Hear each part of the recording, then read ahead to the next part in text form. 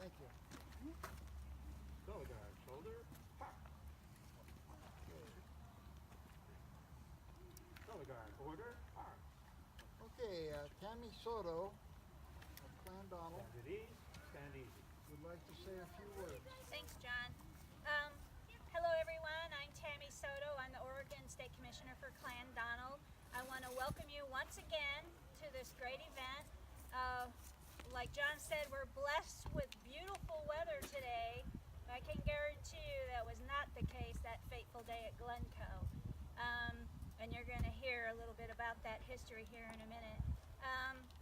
I appreciate the turnout, and I encourage you to find us on Facebook, because we've got some events coming up here that I would love to see everybody at, and we need to get this clan a little bit more active than we have in the past, so let's do it. So thank you again for coming, and enjoy the day.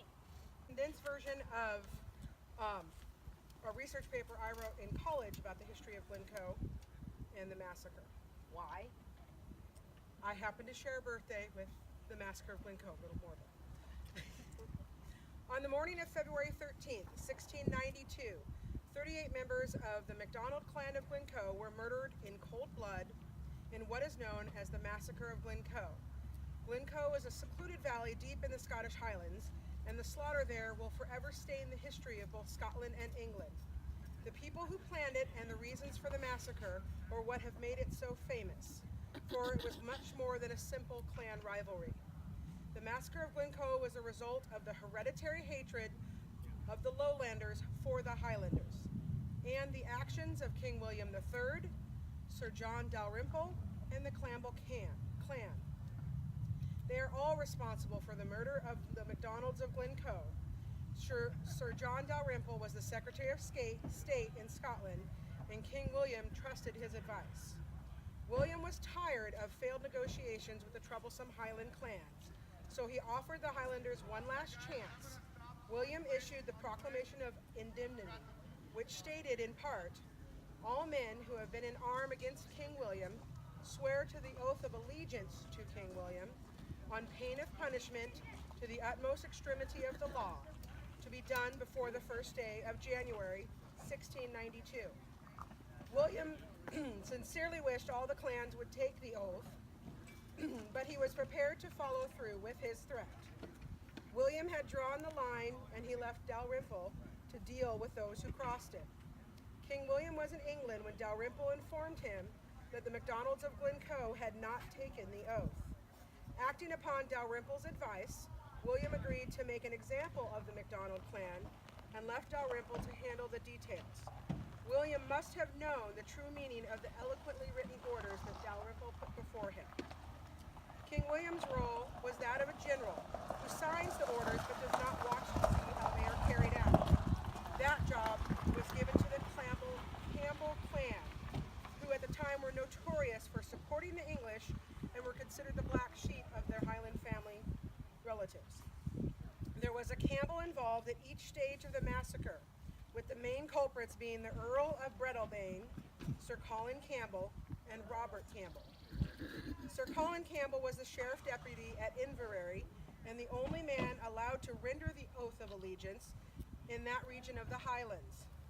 Because of the harsh winter that year and interference at Barcaldine Castle, MacIan, the clan chief of the MacDonalds of Glencoe, did not reach Inverary until January 3rd. Sir Colin Campbell was absent at that time, and upon his return on January 5th, he found himself beseeched by MacIan to receive the oath. On January 6th, Campbell took the oath, yet noted in his report to Dalrymple that the MacIan had been late. He had not been there on January 1st. As a result, MacIan's name was struck from the list of those who had taken the oath, and his fate and that of his clan were sealed. A Campbell militia under the direction of Captain Robert Campbell of Glenlyon marched on Glencoe on February 1st. The militia consisted of 120 men, the majority of which were Highlanders, many with last names that revealed Campbell ancestry. Captain Campbell asked MacIan for quarters for his men, and following the age-old Highland tradition, the McDonalds received them hospitably. The McDonalds entertained the soldiers for 2 weeks while Captain Campbell awaited his orders, for he had not been told the plan before he left. Captain Campbell received the instructions for the massacre on the night of February 12th from his Campbell superior, and they left no room for confusion. The original manuscript stated, "You are hereby ordered to fall upon the rebels, the McDonalds of Glencoe, and put all to the sword under 70. The next morning, on February 13th, 1692, Captain Campbell and his men began the slaughter. The soldiers murdered the McDonalds in their beds and burned their homes. Captain Campbell and his men, acting under government command, had broken the age-old rules of hospitality. He had murdered his host in cold blood, and not even the cruelest of Highland clans would dream of committing such a sin. The massacre of Glencoe was neither the bloodiest nor the cruelest in the history of Scotland or England, but the circumstances of the massacre made it heinous. Nor did the massacre help King William in solving the unrest in Scotland. In fact, it only strengthened the Highlanders' distrust for their English king. Ultimately, it was only one of many actions perpetrated by the Crown which aimed to destroy the Scottish way of life. 325 years later, we still remember that tragic day and that event.